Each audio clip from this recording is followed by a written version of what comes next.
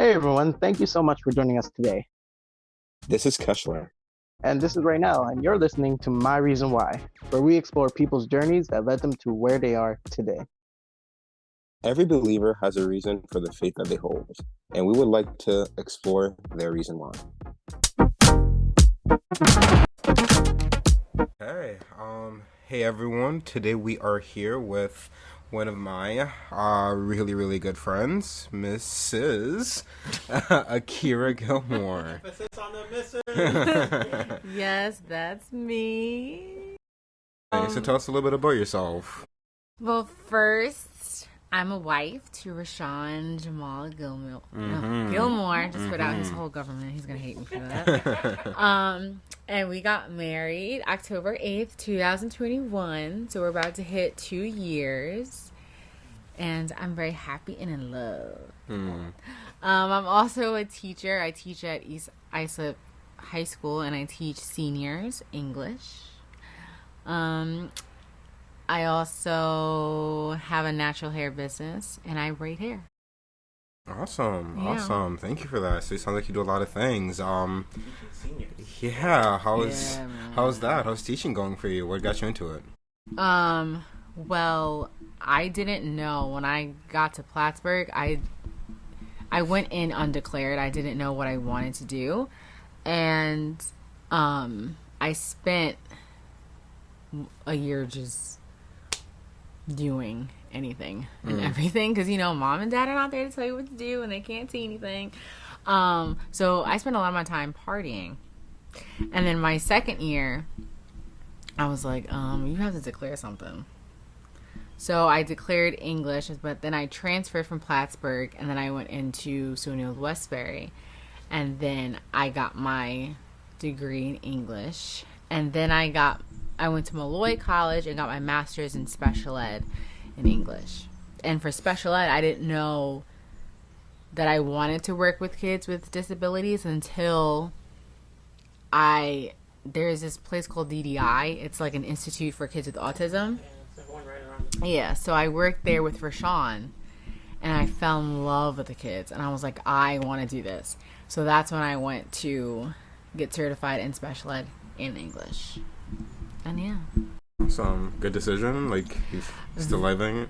Yes, like if it wasn't for my mom, she pushed me to get special ed and English. I was just going to do English, but I started off at East Islip as a special ed teacher, untenured. But then, because I was the last one hired, I forgot the word for it. It's not fired, but you're being removed for right now until another position opens. So they gave me the letter saying we're removing you, and then they gave me another letter asking me to be the English teacher. And I was like, heck yeah, I need a job. So I'm whatever you guys need me to do, I'm there. So I'm so happy that she pushed me to get two certificates so I can do, because if I didn't have the English or the special, I wouldn't have been able to move around. So yeah. Yeah, so we want to start off with like a little, just game / brain teaser or whatever. Okay. Our question for you, and like we can all answer if we want to, but more so for you. Would you rather have been there to watch creation in Genesis, or would you rather be there to watch like what happens in the book of Revelation, like the end times, and like, the trumpeting and the angels and all that stuff? Like, which one would you rather be there to watch? You're not affected by it, right? Like, so like, Yeah, so then I would definitely do Revelation. Yeah? I want to know. You're brave. I want to know what's going to happen to all of us. And what it looks like, though. Like, I want to know the end. And then, but to not be affected by it, then I'm definitely. Yeah, so it's not like you're gonna. But I also think that's like because sometimes I have the fear of the unknown. So I think for me picking that one makes sense. I need to know the end. Okay. Like what's gonna happen. Interesting. Yeah. What about you, Reno? I think I'd be more wanting to see the creation of everything, to be honest. I guess like I kind of like seeing things like coming like being created in the sense of like new things, and I was always just fascinated by like space and stars and all that. So be able to see that being called into existence. I didn't think about that. That's actually pretty cool. It's like personally, for me, like just to see light being called into existence out of nowhere. Yeah, now that you put it like that. And then like also matter being called into existence, and then also being able to see like all the fishes when they're first created, and then Adam and Eve as well. See how things were like in those early days as well. See how it actually looked. When God is like let us create man in our own image. Like see how that actually looked when he's like, who like this us? Like I want to see how that looked. Like all parts of the Godhead involved. I feel like that would be just kind of cool to kind of see and like create it in that way. Yeah, I probably would have picked that. No, I think for me it would also probably be creation, because like I want to know what nothing looks like. Oh, Scary. You know what I'm saying? Like, all right, I'm taking creation. like what is nothing? It's like even if you think of like white space, it's still a color. You know what I'm saying? What is nothing? That is insane. And that's something I don't think like our brains can like, because we've always been in something. Like we've always known something. Like yeah, so I'd love to know what that looks like. Plus, like I want to know like how beautiful were Adam and Eve. Like what does the perfect man look like? I know I'm gonna be jealous. No, you'll be looking up like a 10-foot tall muscular man. Like wow, okay. Anyways, but yeah, I think really, I think like the cool thing is like we actually all went to high school together, right? That was interesting. That was interesting. Like, how do you think that how do you think going to Harborfield like affected like your faith? Like, did you even like think about God in Harborfield high school? It was boys. That was it. My friends and boys. But my parents were very strict in high school, so I didn't start partying, and not even that much, until my senior year, because I was dating a junior who was into the party scene. So my mom was like, yeah, you can go with him because he's your boyfriend, whatever, hang out. So that's when I started. But I was into sports, so I was able to go to like a few sport events and stuff. But my mom saw it as, your grades aren't high, so why am I letting you outside? So I was inside a lot of the time. Yeah, I think high school was a weird time. I think for me it's like when I really started like. Didn't you transfer? In 8th grade, yeah. Oh, middle school. Okay. Like I came to New York going into the 8th grade, and then and I think like 9th, 10th grade, like when I started really like reading the Bible for myself, and like I don't know if you guys remember like the whole like Bible club thing. I remember that. Yeah, so I think that was like a cool experiment. So that's like when I really started like. Really like doubling down, like trying to understand like the Bible for myself, which is like You were my only friend that talks about God, like my only ever. Yeah, and I was definitely people called me the Bible boy, like, like some of our mutual friends. But yeah, it was interesting times. When was you guys saw each other? That was a long time. A very long time. Yeah. I know you got married. Yeah, and you got married too. Yes, yeah. I think you got married before me, or... It made me spend that money. I got married in October 2021. Wait, we got married around the same time. Yeah. It made me spend that money. In that 1 month, wow. Well, I mean... No, yours was in June. Well, yeah, we had the... Oh, your first one. Yeah, because we got married, like had a small wedding in the church at around October 2021. And then we had like the big wedding celebration in June. Oh, so you got married twice? Yeah, pretty much. We got the house and we were like, why are we just going to leave it there by itself? Yeah. Because I had proposed to her in April. I think it was April, right? Yeah. I remember the wedding date. How'd you guys meet? College. Met in church in college because we both went to the same church, and we started off as friends, and then we really got close and started dating sophomore year. That's cool. And then she surprisingly stuck around since then, despite all my weirdness. Oh, well, that's an understatement. Very understatement. You passed my Walter. How do you guys meet? We met on Twitter.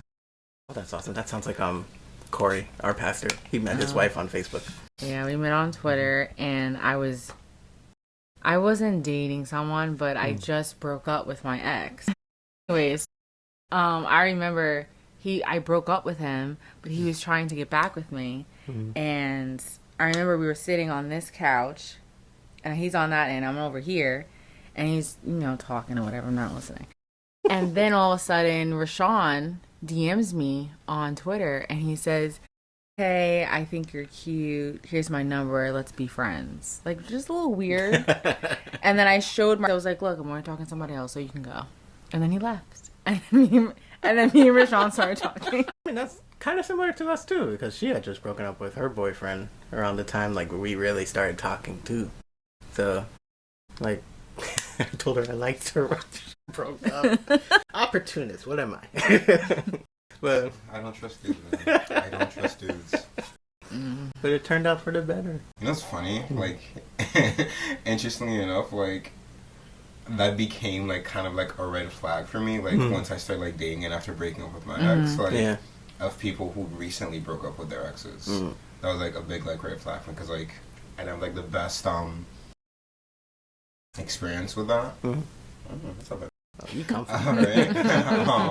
That was the best experience. That's where it's I was just so not my first question, but if I'm interested in you, and I really I am actually interested in you. I'm like, oh, so when was your last relationship? If it was less than a year ago, I'm like, nah, I'm not gonna do it. Yeah. It's funny, I don't know why, but I mean I do know why, but yeah. Yeah, I was never single. I always was in a relationship. And because I was such a relationship girl, but now when I go back, I'm I wish I was single for at least a year, lived on my own, and just experienced singleness. I always had a guy, talking to him, whatever. So interesting. Do you think that those experiences helped you have, I don't know what it is, helped you be a better girlfriend? Did you learn with each experience, or I mean, yeah. But I feel I don't know, I feel I could have learned a lot more I could have learned more about myself faster if I was in my singleness than with someone. I'm still learning things about myself now, which is fine because I'm married with my husband, whatever. But I feel my other friends are a lot more self-aware than I am because they were, a lot of them are single for a number of years. So, and they had time to sit with themselves. That makes sense. I could definitely get that because, Amanda was my first girlfriend, actual girlfriend. So, yeah, I had crushes, over time, but, never was in a serious relationship. And kind of see how, well, for me, one, I do feel I was able to get to know myself a little more, but I also learned that there were certain things I struggled with when going into a relationship, such as being considerate of other people and other people's feelings, as well as being more, I guess the word sharing, of my time, because I'm very selfish with my time, and that's still something I'll admit I struggle with to this day. I'm very comfortable with just doing me, for 2-3 hours, and it's nah, you have a wife in the house. You can't just go check on her. Yeah. I'll go check. If it's one of those days where I was selfish with my time, and I'm oh shoot, let me go see how she's doing. She's oh, you care about me. I was I deserve that. I feel that was something I had to learn too, because I guess in my single period, I wasn't necessarily really learning to what's it called, be considerate of other people, because that wasn't really something that was going through my mind. How did your wife help teach you how to be in a relationship, how to be more mindful of others? Aside from smacking you around. Yeah, no, definitely smacking around part is there. No. I'm kidding. He's not in an abusive relationship, guys. Don't worry. Blink twice if you know. So we're trying to incorporate more of having, sit down moments where, if there's ever, let's say something comes up that's a bit of like a issue for one of us, that we talk about it. So like check-ins. Yeah, Okay. yeah, check-ins. We're trying to do better with like making it actual check-ins rather than just like, just whenever we feel like it. But I feel like, as we're working towards it, that's part of the room.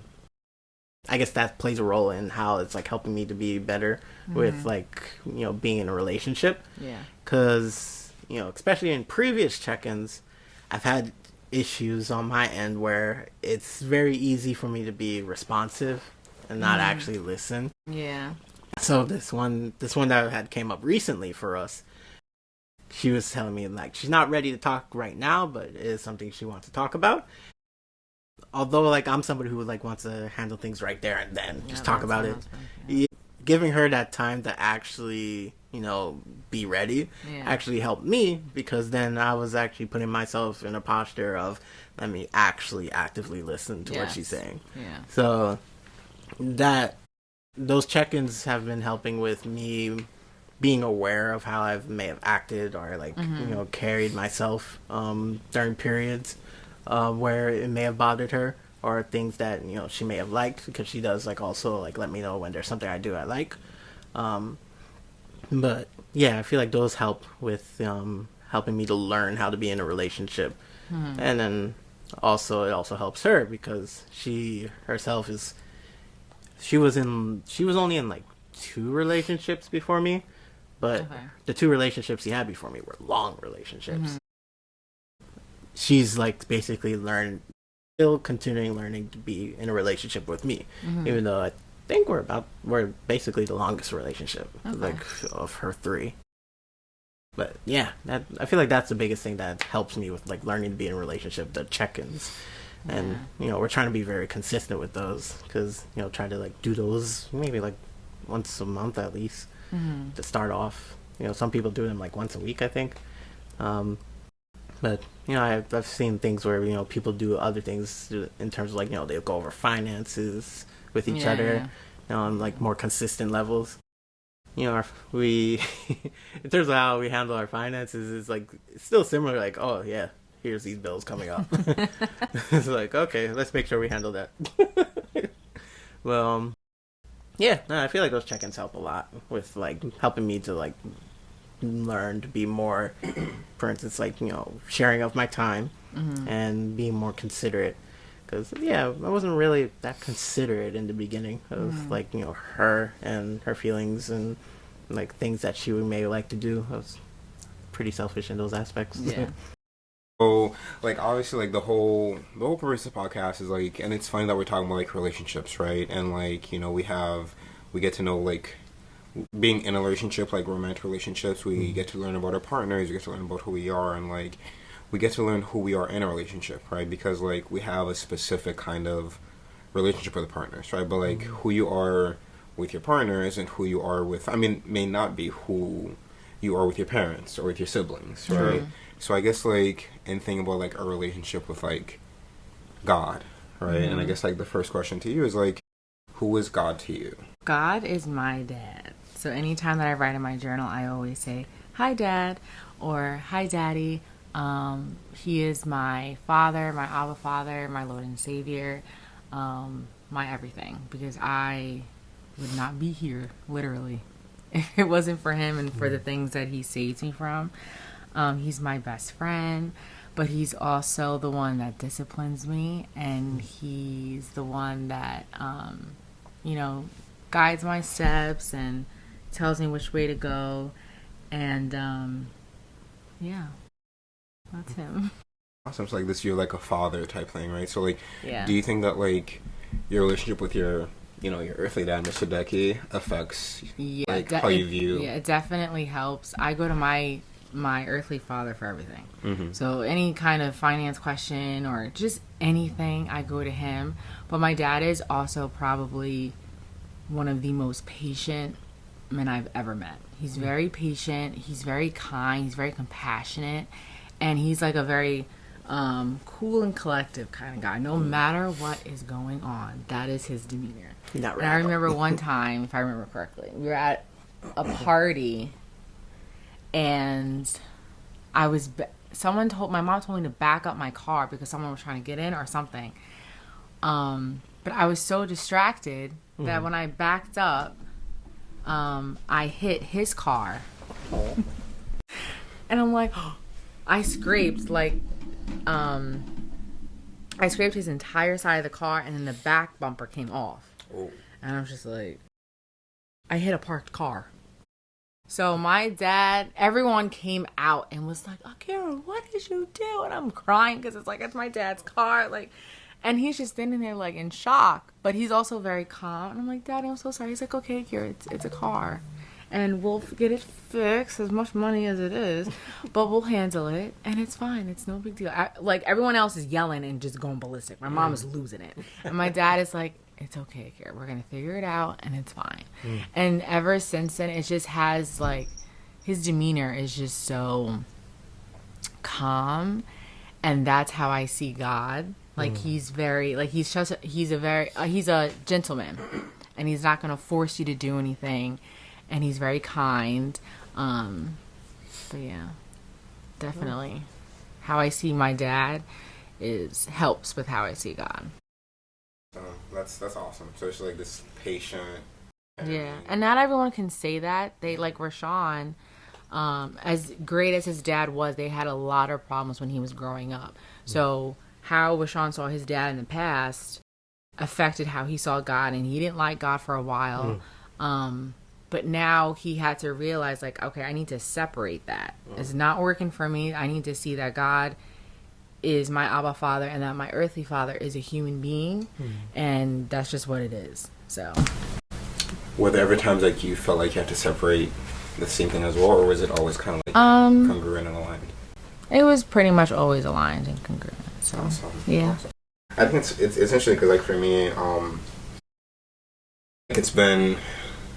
it's very hard seeing. That's a lie. I think growing up, I saw God the way I kind of saw my mom, which was just authority figure. Okay. You do what he says, or else you get punished. And I think that's kind of been my upbringing growing up.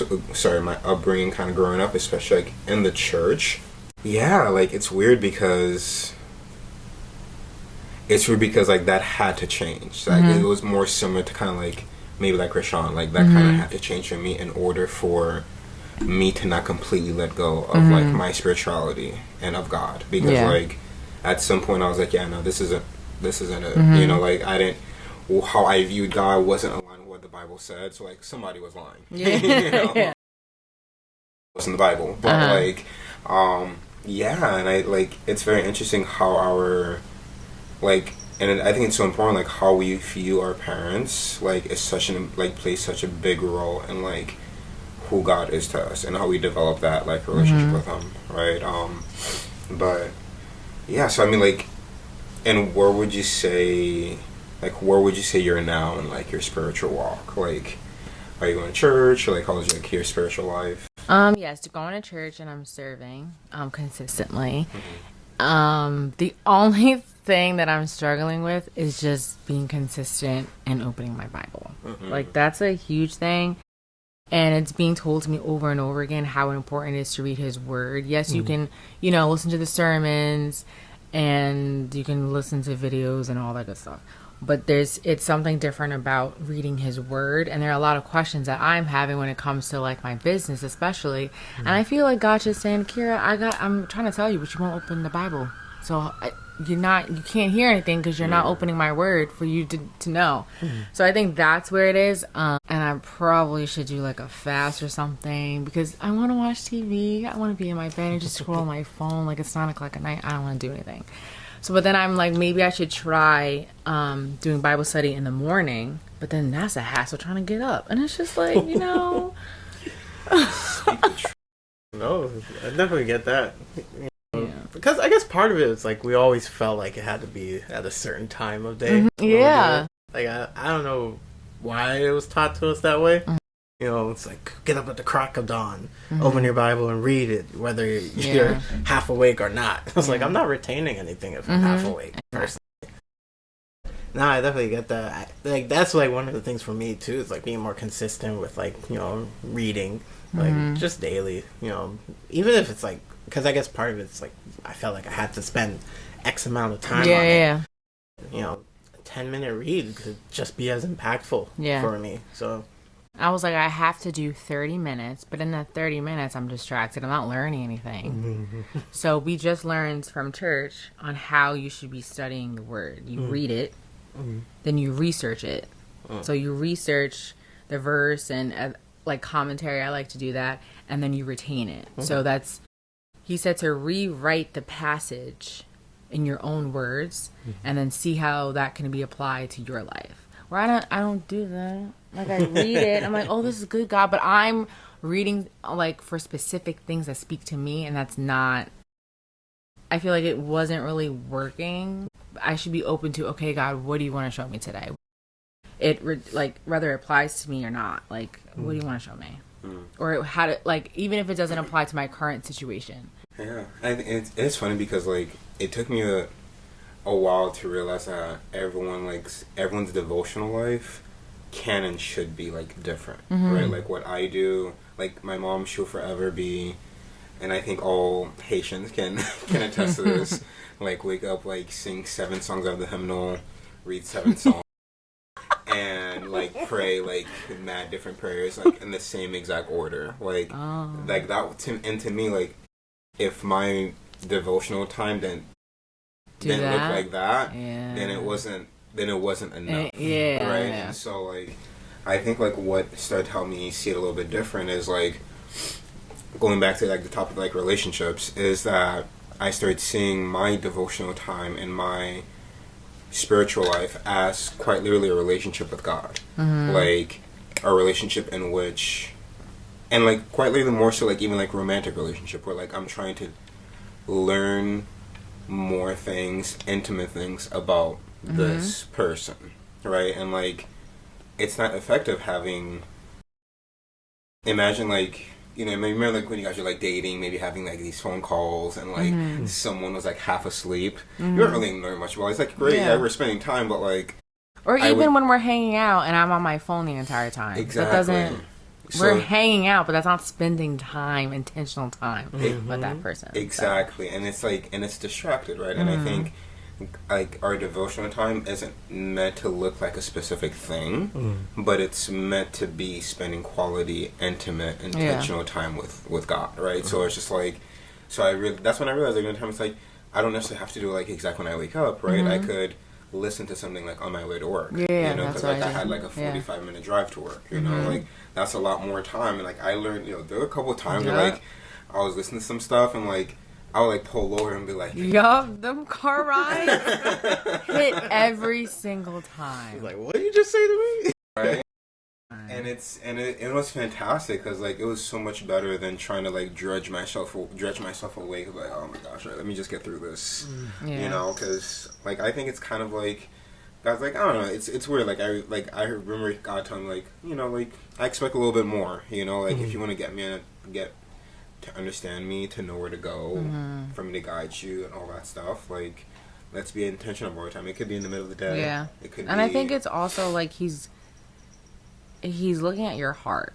Yeah. Like of course he wants to spend time with you, but he, you know, your heart is his focus. So that's true.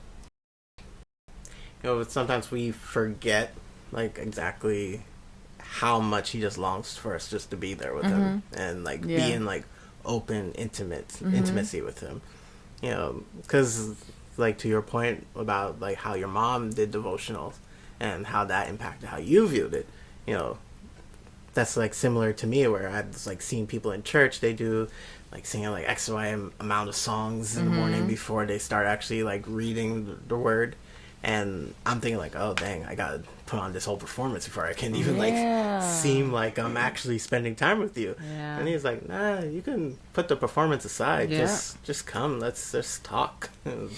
Like that was something that took some I guess, getting used to for me. You know, being able to, like, you know, understand how much the importance of just being able to be open and vulnerable is, like, a big part of worship and devotion. Yeah. So, you definitely get that. Oh, and so, like, I guess on the topic of, like, church, right? I know you said you're going to church now and, like, serving. Like, how has church been a part of, like, your spiritual life, like, growing up or whatever the case may be? Is it, like, a newer thing? Like, tell us a little bit about that. I've been in church since birth. When I used to live here in Huntington, we used to go to Allen Cathedral in Queens. Like, that was our home church. My grandparents grew up there. My parents, it's just like, that's our church. 3 generations. And so, every weekend we were out there because my mom made us do liturgical dance. And then we did some volunteer work. So every Friday, every Saturday, and every Sunday we were out there.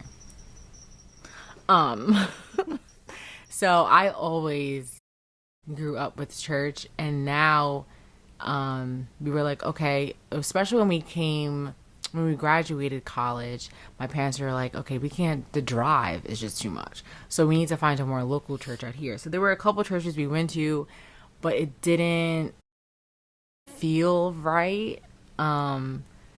And so now we found Church Unleashed in Comac, and we've been there for, I want to say, about to be 3 years now. And we love it. The people are great, and all, like, me, Kristen, and Jordan are serving. My parents serve. We're trying to get Rashawn's parents to serve. So, yeah. So, like, well, what else about the church was like this is different from all the Well, other when I churches? first went, I thought it was a concert because of how they had the lights and the smoke machine. I thought it was a concert. I'm like, what kind of nonsense is this? And then I was like, no, okay, let's keep going. So I kept going. I met a few people and realizing that, you know, the pastor, his focus was really the youth. Was trying to get the youth, the next generation, to come to church. And so sometimes that includes a little flashy lights, a little smoke machine to get them enticed of what's happening, whatever. So yeah. And it's one thing I love about your church. Obviously, I've been there like a few times, right? And like the intentionality of exactly like trying, like, hey, like, let's use whatever we can to reach the youth. Like, we have a specific like population group, and we're not gonna act like, you know, like, we're not gonna act like, oh, we're better than everyone else. We're not gonna use like smoke machines. We're not gonna use like all these things because they're there for our use, right? And like, I feel like a lot of other churches would be so quick to be like, oh, I don't know, like, kind of hearing like, oh, God doesn't need all the extra fancy stuff. But like, I mean, sure, He doesn't need it, but like some of these kids people do. Yeah, these kids are not exposed to, you know, some fun things like that, and they bring in a lot of things for the kids. And yes, we have like it's multi-generational, different races and things like that. So I feel like everyone is being spoken to, but it's the next generation that's coming in that's going to take over the church and things like that. So yeah. And like I remember just like hearing and overhearing, like being part of like a few conversations with like some people at my church, and like my home church is very conservative, very old-fashioned, right? Like, they only recently, like, started liking drums. But, but, like, there'd be questions of, like, you know, the parents would be like, oh, I don't know, how do I keep my kids in church? They want to go different places. Or, like, how, you know, can we make, like, something like the Sabbath, like, you know, how do we make them like that stuff? When it's, like, okay, you guys want them to stay in, you guys don't want them to go anywhere else, but you're not making church attractive for them. Yeah. You know what I'm saying? It's just like, obviously, if it doesn't, like, I don't know, no one's born like, oh, yes, I want to praise the Lord, right? Maybe Samson, I don't know. Oh, not Samson, Samuel. But, like, no one's really kind of born like that.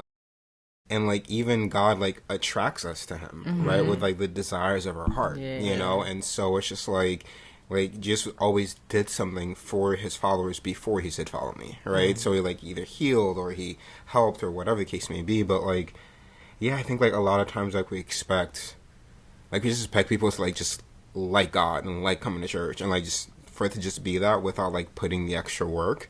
So, anyways, I guess that's something I love about church, and least about your church is like, shameless plug, but like but like one thing I love about that church is like the intentionality of like, hey, like there are people out there who like we need to reach, and like let's make it inviting for them, and then all that stuff. So that's really pretty cool.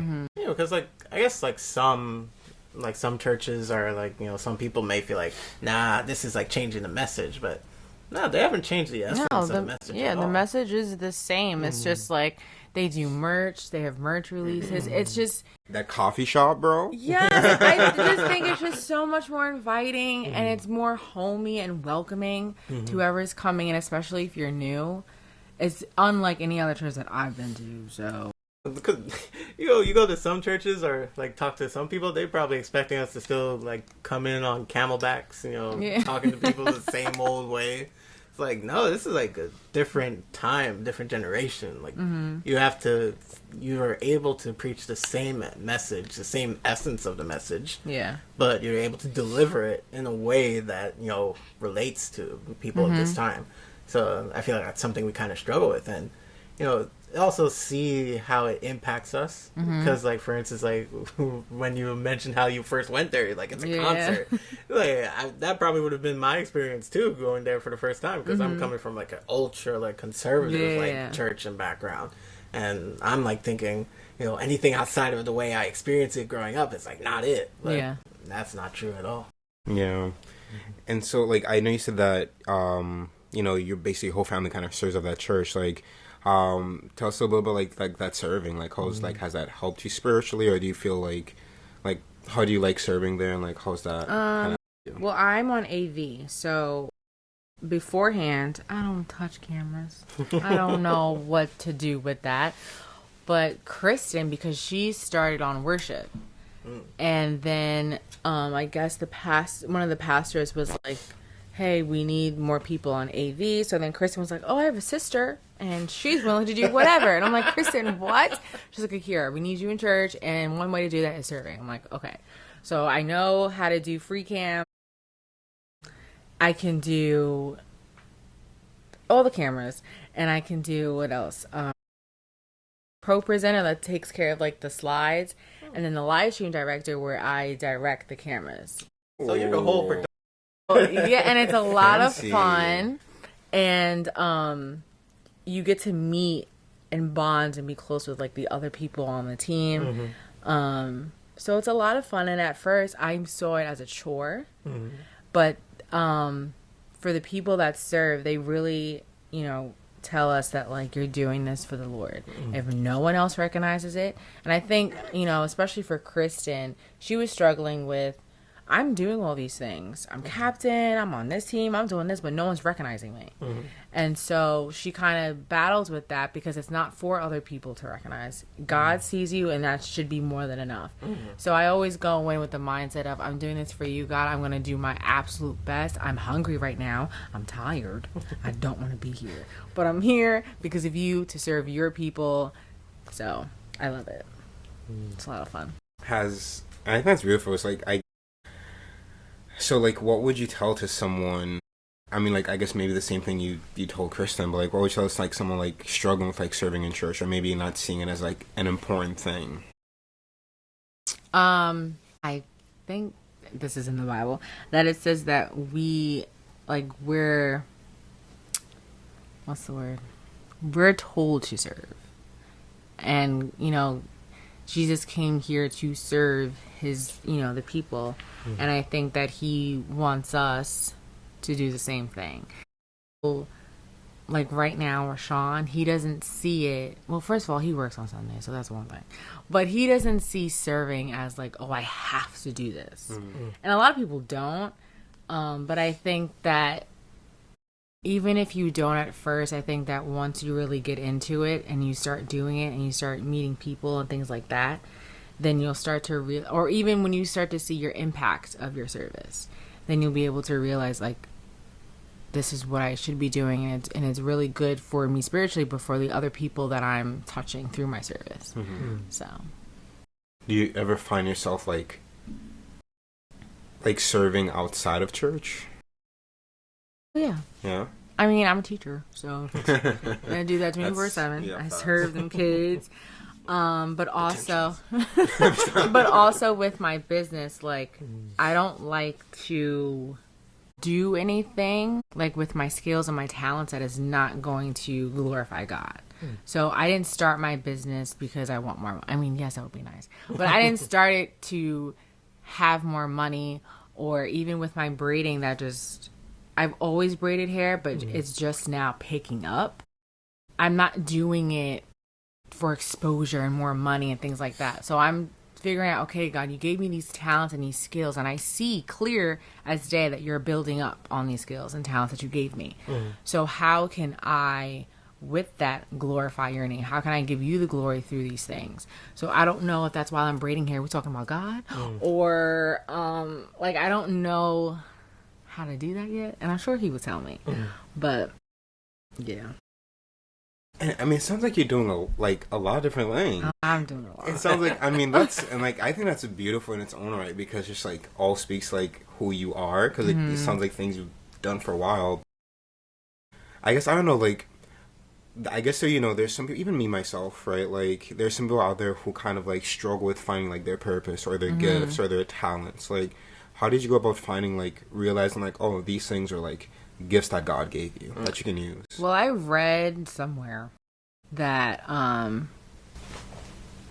that our purpose at the end of the day is to glorify him, to give him all the praise, and everything else is second. And so because I struggled in high school, like, and middle school, I never received above a C. It was bad. So in my head, I'm like, what, God, do you want me to do? What am I supposed to do with my life? But I'm thinking, okay, your purpose in life is to be a teacher, or your purpose in life is to be a mother, or a wife. And yes, those are your positions in life. But I just feel like, again, like with everything that I do, I want it to glorify him, and I think that is my purpose, to share his word, to show his love, and I'm doing that through teaching, through doing hair, my natural hair business, through being a wife, a mother, all those things.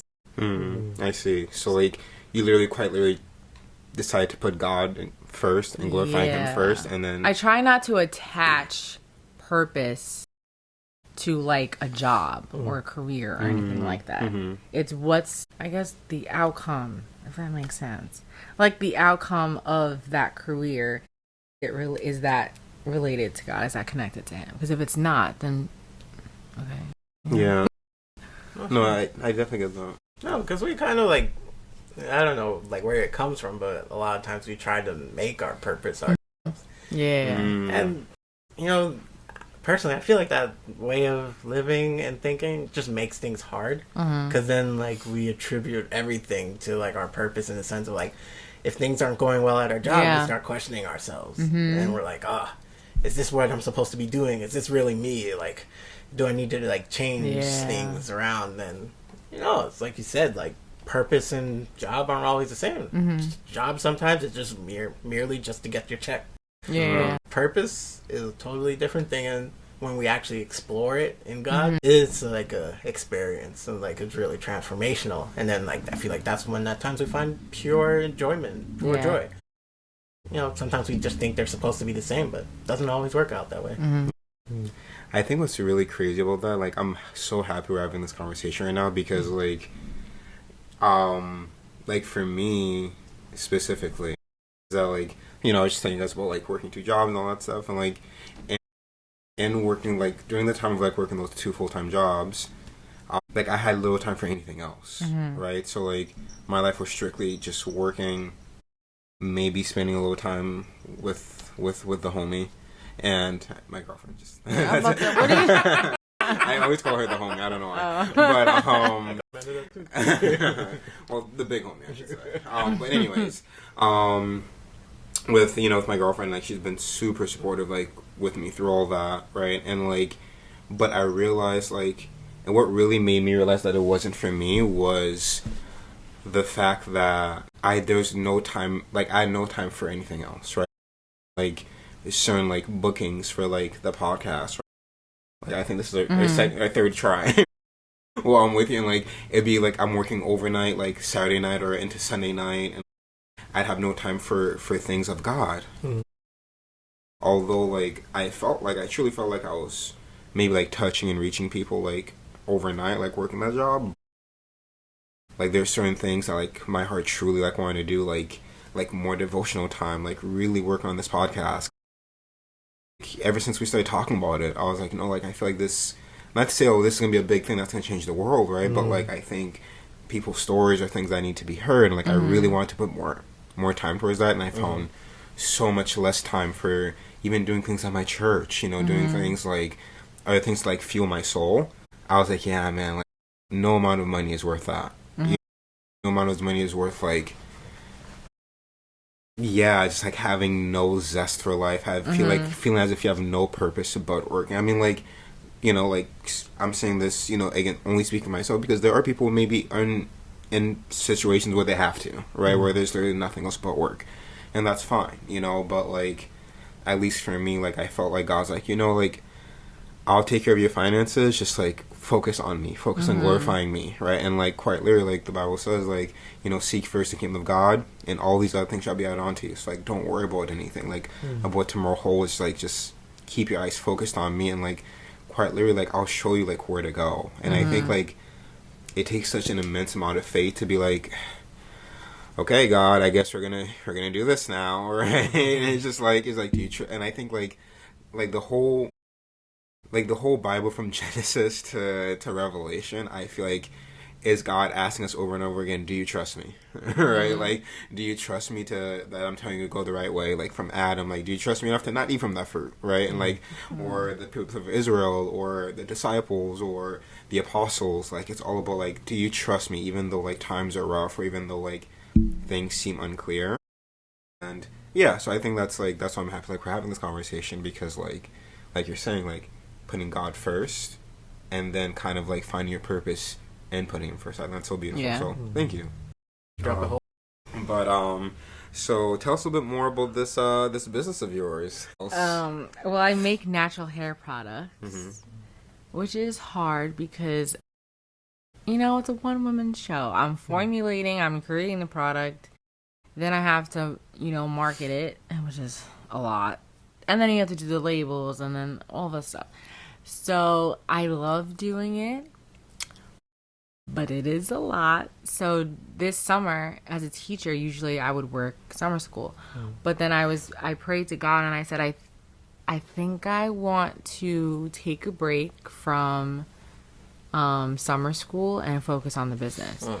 And I didn't receive like a big confirmation, but I invited him to the process. And so that's what I did. And so I've been braiding hair probably almost every day in the summer. Like, my summer has been busy, very busy, but that's what I prayed for. And I'm so happy, and I know it won't be like this during the year because I'm teaching, but I'm hoping that it picks up, and I have all these, you know, different ideas for the braiding, but I think that instead of separating the two businesses, I'm combining it. And so, but now I guess my focus and my love is kind of changing to hairstyling rather than products. Which is a little scary for me because I started out with the products. It took me 3 years to develop that. Yeah. So me and him, I'm trying to figure out what he wants me to do with it.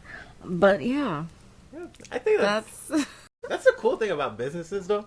Because, like, you know, while you're going through it, you're, like, seeing, you know, things that you like to do. Yeah, what works and what doesn't work. So right now the braiding is working. But I'm good at it, but I want to be great. I'm not looking to be the best, but I see other videos when women get their hair done and look in the mirror, they're like, oh, wow, like, I want that effect when I'm done with your hair. And I've gotten that a couple times. And there are a few times, especially when their summer started, I was just like, Akira, this is not it. But she gotta go. Like, you gotta leave now. I've been here for 6 hours doing your hair. You gotta go. It's not my best work. You gotta go. But now, like, with every hair that I've done, I've learned something different, a new technique, a new skill, and I'm like, I'm really getting this. So, yeah, I love it. Question about the marketing side. Like, well, what struggles have you kind of come across with that? Oh God, that's a lot. So I know my target audience is Black women. Of course, I want that to open up to Black men, and then maybe soon enough just curly hair in general, because you can have, there are white people with curly hair as well. So, but I can only focus at one thing at a time.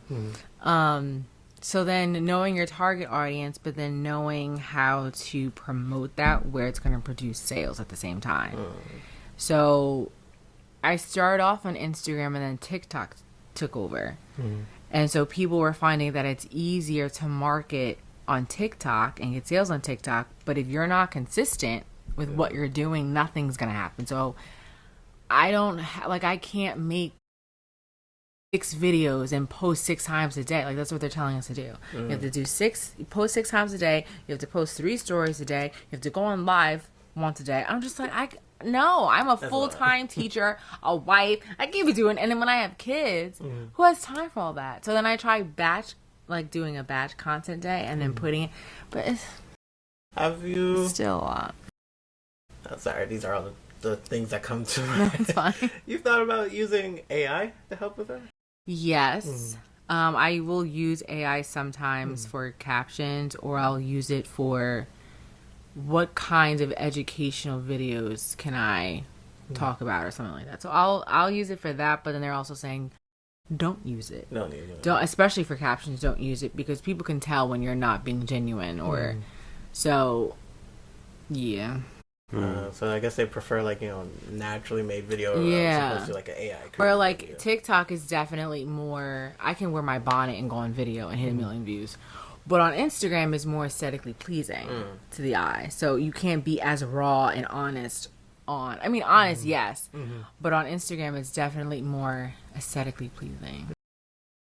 So what's really cool is and this is also another way to even just make money by people sending you little gifts, like doing the TikTok lives, and if you're doing they're literally just spending 3 hours and showcasing your whole process on TikTok, just having the camera up on a live, and if the person wants to see this face shown, that's fine. Just seeing your hands moving, doing the hair, and as you go on live, people just really watch anything. And oh, I know. I go scroll on TikTok, and these people are on live just staring at the camera. There's a guy some people sleeping. There's a guy that and this is actually really cool. He peels an uncooked egg. Yeah, I seen that one. You've seen that one? Yeah. And it's just the liquid, I don't know, it's just a membrane that I found myself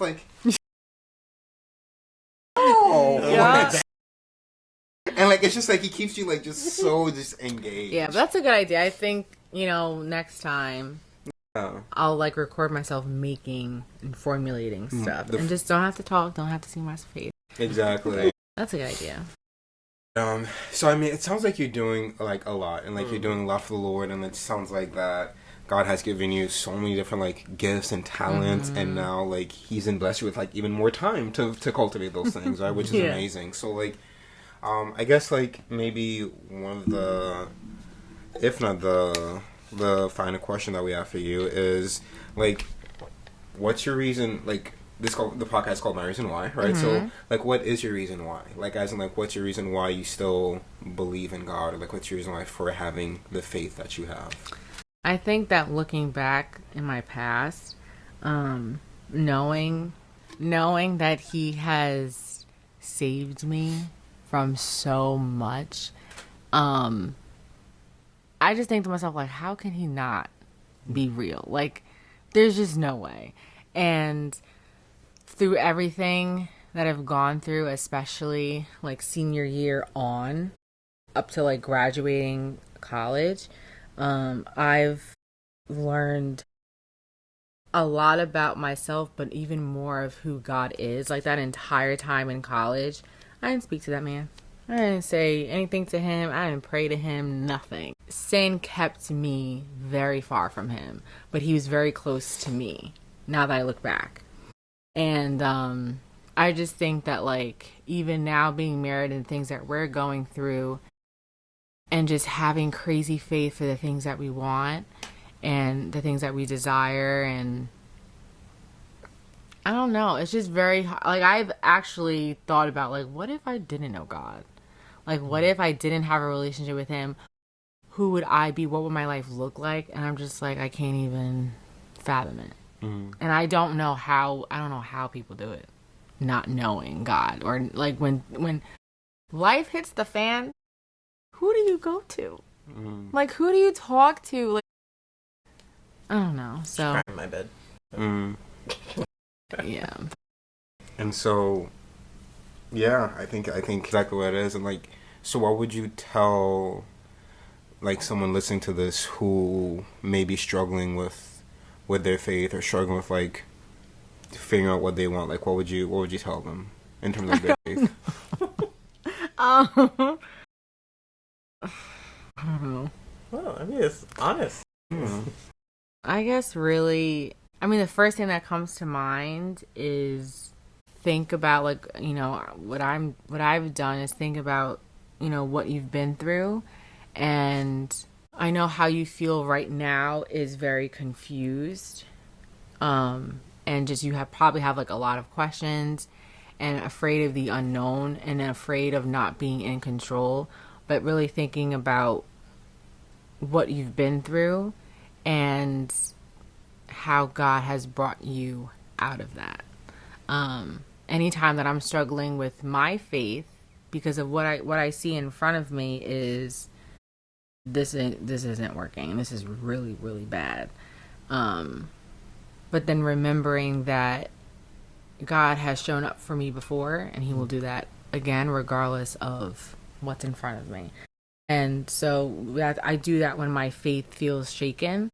Like, you brought me through worse before and you haven't forsaken me, you haven't left me, so why would I think that would happen now?